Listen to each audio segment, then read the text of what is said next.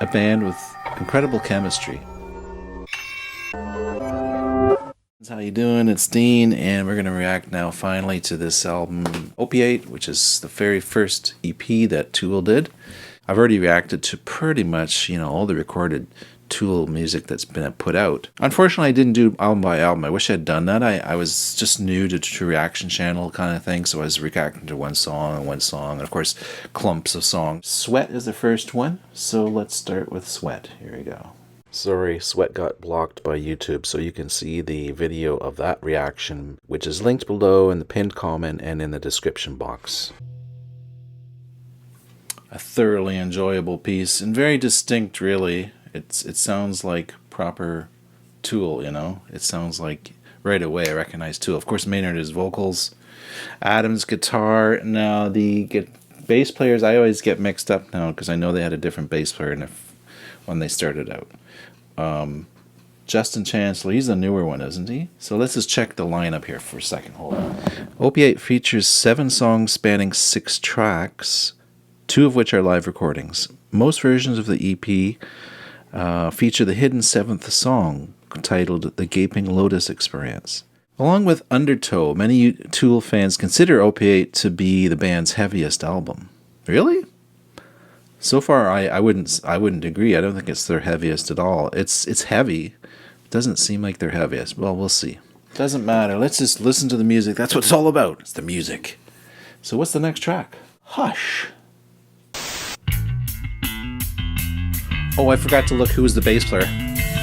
Anyways.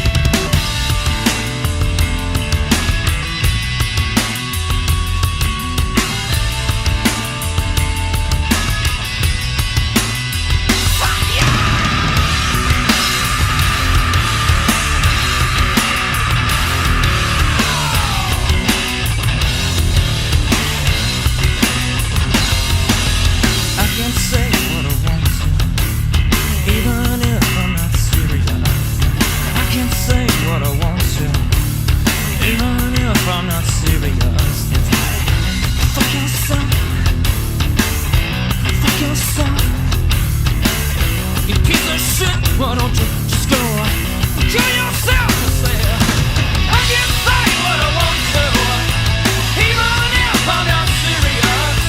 I can say what I want to, even if I'm just too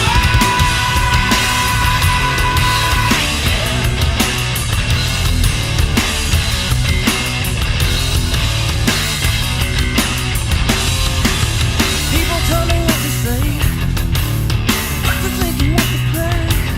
I said, people tell me what to say, what to think and what to play. I said, fuck yourself, piece of shit, why don't you just go kill yourself?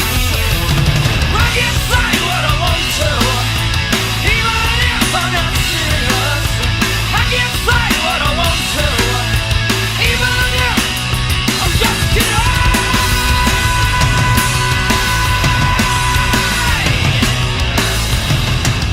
Great singing.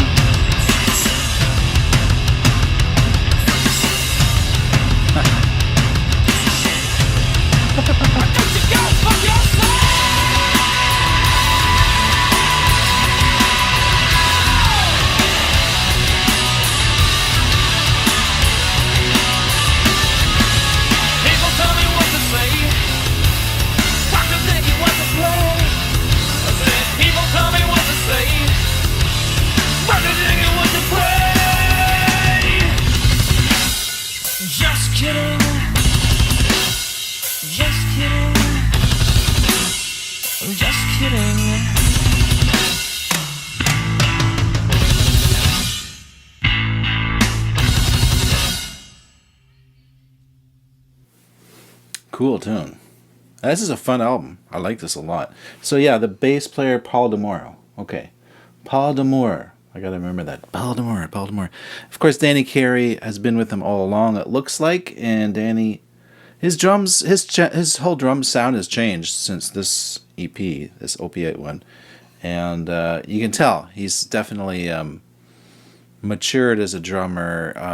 Maybe it's just me. I just think that snare today, he would not have approved of that snare. He would have wanted to do something different than the snare that they had, the snare sound that they had. What do you guys think? What's your impression of that? So here we are. Tool are little babies, just little kids in their diapers. Tool and diapers. This is young Tool. This is pretty cool to listen to. The whole identity is there. Like Tool is all there, 100%. I can hear them. They're just totally complete. They didn't really need to do anything other than just get together in a room, and there it is. The sound is born. So Part of Me is song 3. Let's go to that. Yeah. Ready. Oh, I love banter. That's always cool.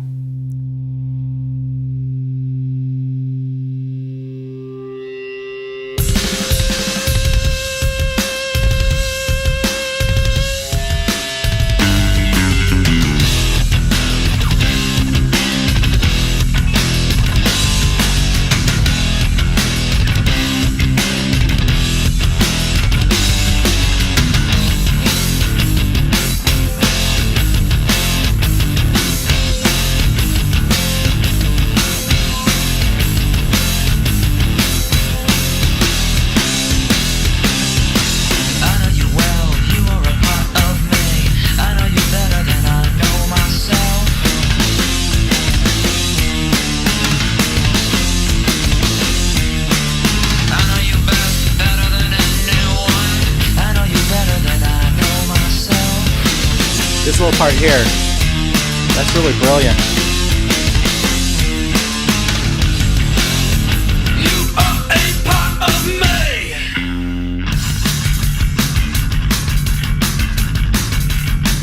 Cool. You are just a part of me. You are just a part of me. You are just a part of me. You are just a part of me.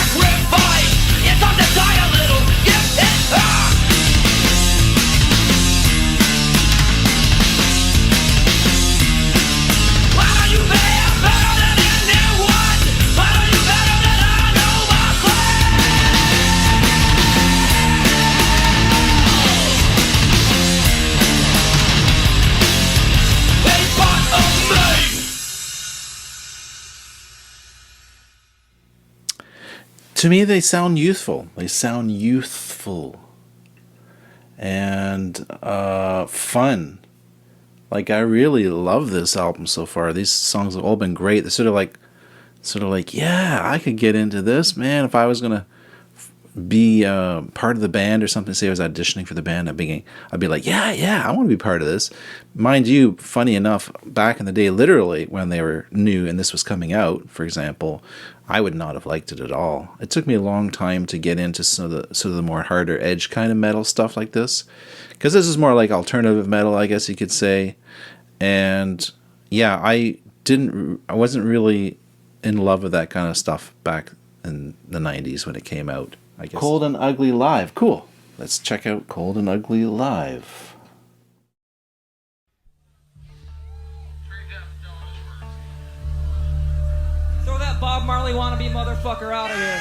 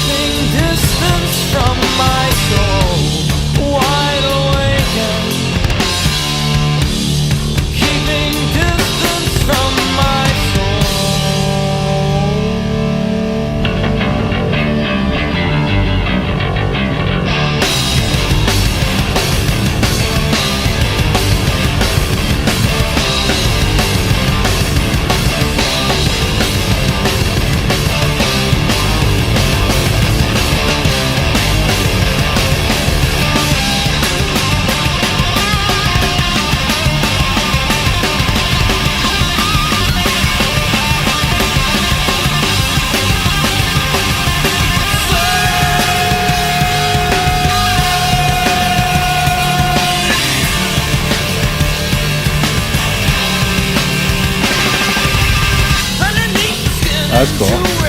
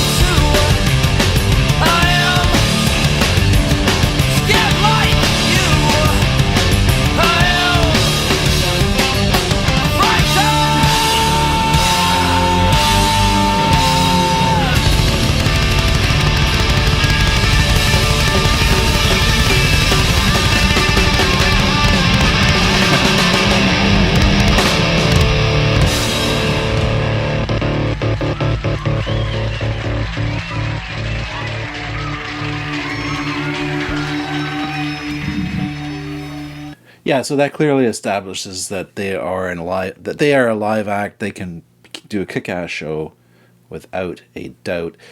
That was the least interesting song so far of the set that I've heard on this album so far. There's not a lot too distinct about it. It was a bit more bluesy, kind of generic-y a little bit more in a way. It's not so distinctly a Tool sound, but there were some cool sections in there, like the drumming in that was really cool. Doing a really some really tight stuff there going on with the drums and the guitar and bass, and the singing. Of course, Maynard's a joy to listen to. I guess he was younger then, so his voice sounded different. Not really, no. It sounds the same. Sounds the same as today to me. I don't know. What do you think, guys? If his vocal quality changed over the years? To me, it's just very, very similar, and yeah, just not very different than how he would sound today. What are your thoughts? For part 2 of this exciting React video, click the link at the top left part of the screen, and also the link is in the description below. For the exciting conclusion to this video, click the link at the top left of the screen for part 2 of this React. It's also linked in the description box below.